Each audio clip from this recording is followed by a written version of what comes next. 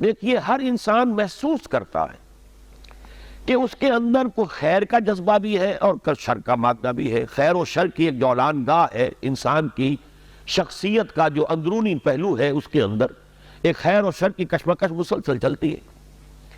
چنانچہ جدید سائیکالوجی نے بھی، آپ کو معلوم ہے کہ جس کے بابا آدم اب فرائیڈ شمار ہوتے ہیں، انہوں نے انڈ اور لیبیڈو، یہ تو ہے حیوانی تقاضوں کے لیے، بھوک لگتی ہے، پیاس لگتی ہے، کوئی چٹخارے بھی، زبان جو چٹخارے بھی مانگتی ہے، یا یہ کہ جنسی لذت ہے، تلذذ ہے جو انسان حاصل کرنا چاہتا ہے، یا یہ کہ جیسے تمام حیوانات کو آرام کی بھی کچھ نہ کچھ ضرورت ہوتی ہے، انسان کو بھی، یہ تمام اس کے حیوانی تقاضے.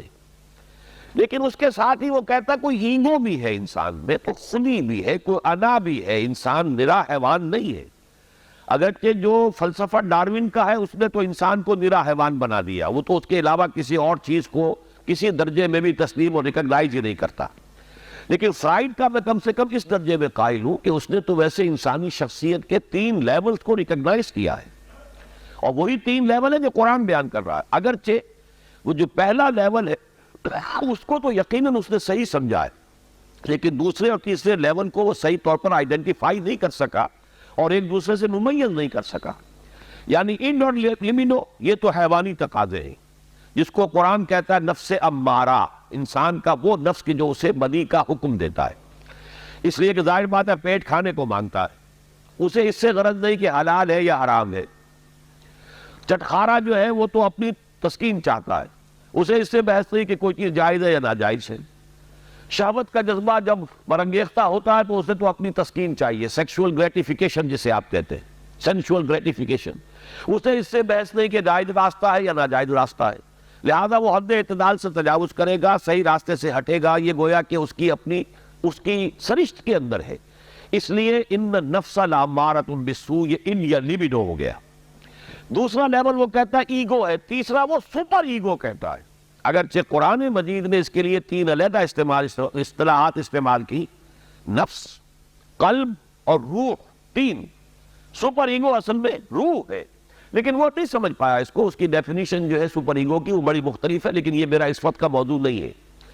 اس وقت میں صرف یہ چاہتا ہوں کہ ریکگنائز کریں کہ یہ انسان کے اندر 2 پہلو ہیں جن میں کشاکش ہے. ایمان مجھے روکے ہے تو کھینچے ہے مجھے کفر، کعبہ میرے پیچھے ہے کلیسا میرے آگے ہے. ہر انسان کو محسوس ہوتا ہے کہ ہے.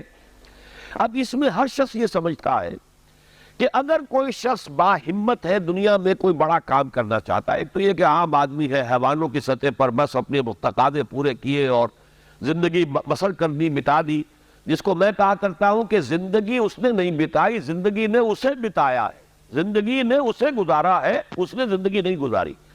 زندگی تو وہ شخص گزارتا ہے جو اپنا کوئی ہدف معین کرتا ہے، کوئی آئیڈیل، کوئی آدرش، کوئی نصب العین وہ اس کی زندگی میں ہے، جس کے لیے وہ محنت کرتا ہے، بھاگ دوڑ کرتا ہے، اس کے وصول کی کوشش کرتا ہے.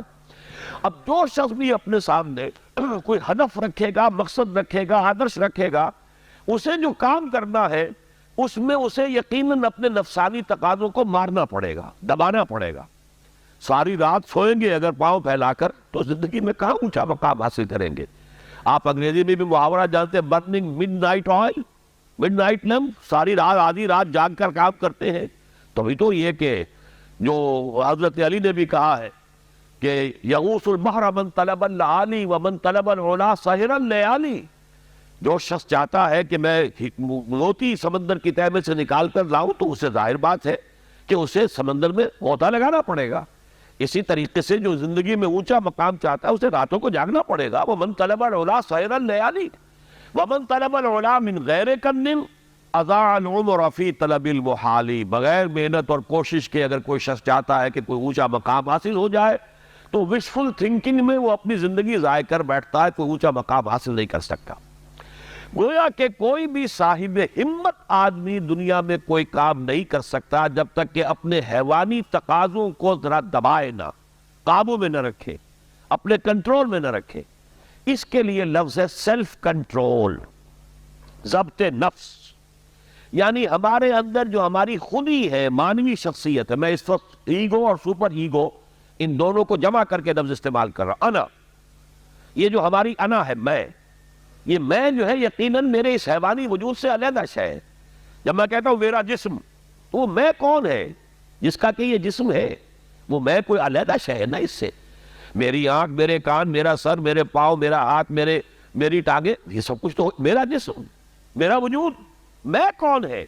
وہ انا ہے، وہ خودی ہے، وہ ایگو ہے، وہ سیلف ہے. تو یہ جو خودی ہے، یہ جو سیلف ہے، یہ جو انا ہے، یہ جو ایگو ہے، یہ اگر اتنا قوی نہیں ہے کہ وہ اپنے حیوانی تقاضوں کو کنٹرول میں رکھ سکے تو پھر زندگی میں کوئی بڑا کام وہ نہیں کر سکتا. پھر زندگی اسے گزار جائے گی، وہ زندگی بسر نہیں کرے گا. تو گویا کہ ضبط نفس ہر صاحب ہمت اور کسی بھی صاحب مقصد انسان کے لیے لازم ہے کہ وہ اپنے نفس کو کنٹرول کرے.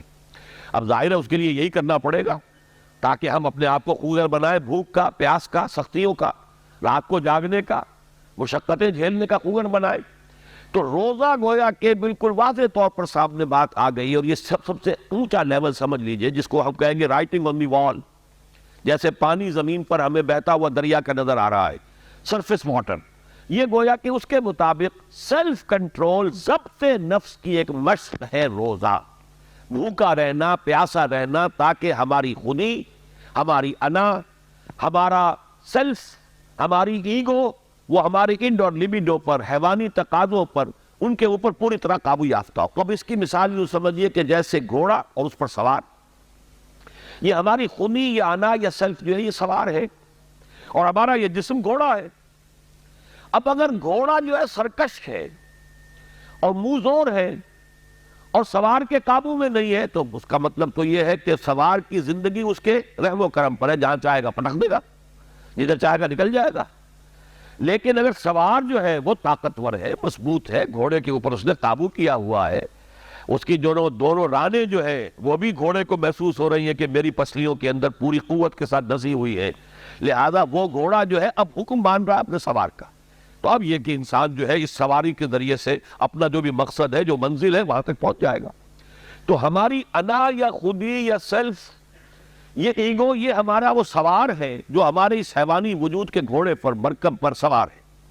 اگر تو یہ خودی مضبوط ہے، توانا ہے، طاقتور ہے، کنٹرول میں ہے، تو یہ جو جسم ہے، یہ حیوان جو ہے، یہ گویا کہ اب اس کے تابع ہو گیا اور وہ اپنے مقصدی زندگی کے حصول کے لیے اس کو استعمال کرے گا.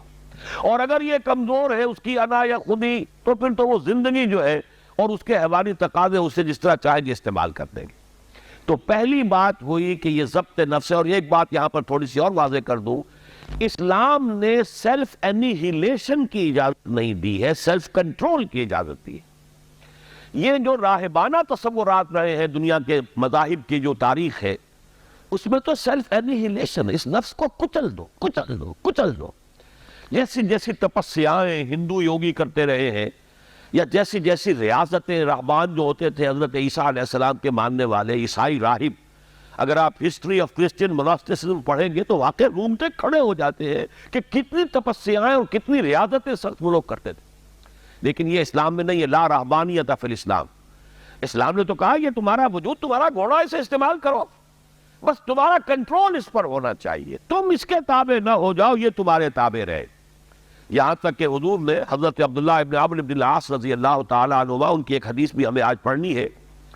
حضرت عمرو بن العاص جو ہے وہ تو بڑے سیاستدان اور جرنیل، وہ تو اور طرح کے انسان تھے مزاجی اعتبار سے. اور یہ جو ان کے بیٹے ہیں عبداللہ ابن عمرو بن العاص، یہ انتہائی زاہد و عابد، انتہائی زاہد، ہر روز روزہ اور پوری رات کھڑے ہیں، نوافل پڑھ رہے ہیں. تو حضور کو جب معلوم ہوا، بلایا، یا عبداللہ اولم اخبر انکا تصوم الدہر و تقوم اللیل.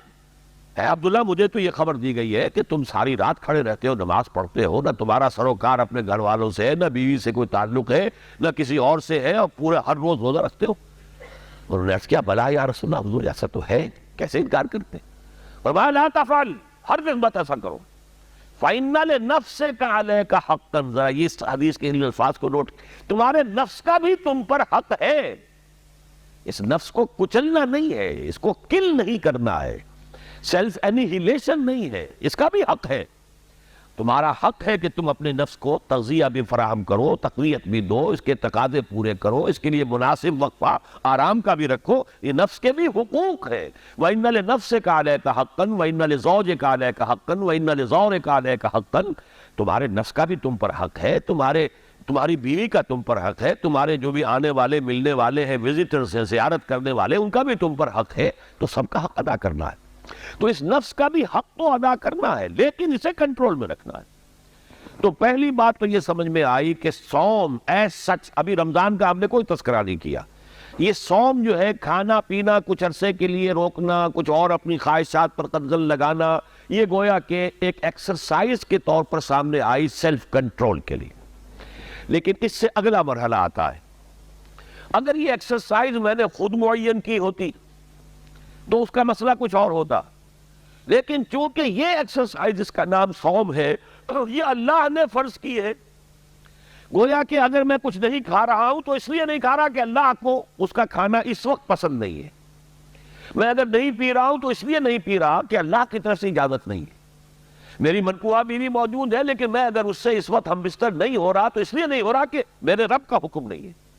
گویا کہ اب یہاں کیا معاملہ ہوا کہ خودی کو مضبوط کرو لیکن پھر اسے خدا کے سامنے جھکا دو۔ یہ جب انسان کی خودی مضبوط ہو، پہلا مرحلہ تو یہ ہے، اگر آپ کی خودی مضبوط نہیں ہے اور ایاک نعبد و ایاک نستعین اندر سے نفس کہہ رہا ہے کہتے رہو تم ایاک نعبد و ایاک نستعین، میں تو نہیں مانتا حکم، تم جھک بھی گئے ہو رکوع میں، تمہارا جسم تو جھکا ہے، تمہاری مانوی شخصیت تو اکڑی ہوئی کھڑی ہے، وہ جھکنے کو تیار ہی نہیں۔ وہ جو کہتے ہیں مولانا روم کہ نفس ما ہم کم طرف فرعون نیست لیکن اورا ایرا نیست، میرا نفس بھی فرعون سے کوئی کم تو نہیں ہے۔ فرعون نے کہا تھا الیس لی ملک مصر، کیا مصر کی بادشاہی میری نہیں ہے؟ وَهَذِهِ الْأَنْهَارُ تَجْرِي مِن تَحْتِي، اور یہ سارا اریگیشن سسٹم میرے کنٹرول میں، جس کو چاہوں پانی دوں، جس کو چاہوں روک دوں۔ اسی طرح میرا جسم کہتا ہے، میرے اندر کا نفس کہتا ہے یہ میرا وجود ہے، اس میں میرا حکم چلے گا، میں نہیں جانتا کیا حلال کیا حرام، کون خدا کیا اس کے احکام۔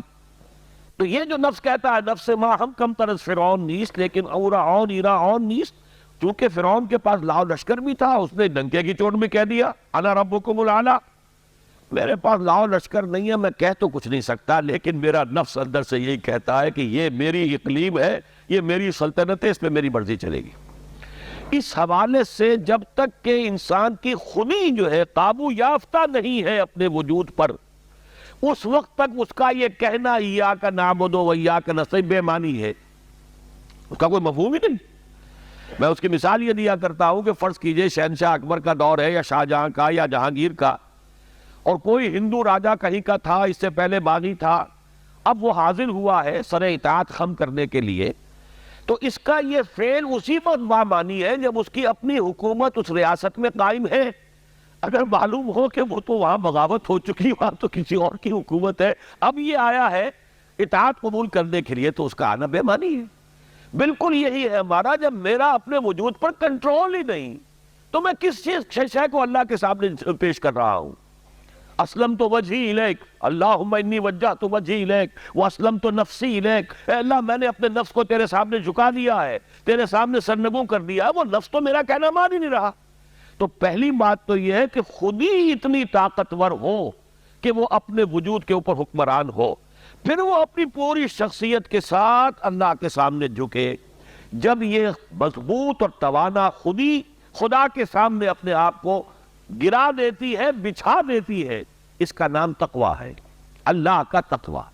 وہ کیفیت نفس کی جس میں ایک یوں سمجھئے وہ شخصیت جو سپلٹ نہیں ہے، جو کہ آرگینک ہول کی حیثیت سے یہ ایک شخصیت ہے، اور اس کے اندر اس کی خودی جو ہے حاکم اور حکمران ہے، وہ خودی اب اپنے آپ کو اللہ کے سامنے سرنگوں کر رہی ہے، اور اس نے اپنے آپ کو اللہ کے حوالے کر دیا ہے۔ اسلمت نفسی الیک وفوضت امری الیک واسنت ظہری الیک۔ اے اللہ، یہ رات کی دعا ہے جب حضور سوتے ہوئے دعا، جب آپ اپنا رخ کر لیتے تھے کعبے کی طرف دانے ہاتھ کروٹ لے کر، اللہم انی وجہت وجہی الیک واسلمت نفسی الیک وفوضت امری الیک واسنت ظہری الیک، بڑی پیاری دعا ہے۔ لیکن یہ ساری چیزیں بامانی اس وقت ہوگی جب آپ کی خودی اتنی طاقتور ہے کہ اپنے وجود پر حکمران ہے۔ تو گویا کہ ضبط نفس، لیکن اس سے آگے بڑھ کر ضبط نفس کے ساتھ اللہ کی اطاعت اور اس کا تقویٰ در حقیقت یہ ہے غرض و غایت اس ریاضت یا عبادت صوم کی۔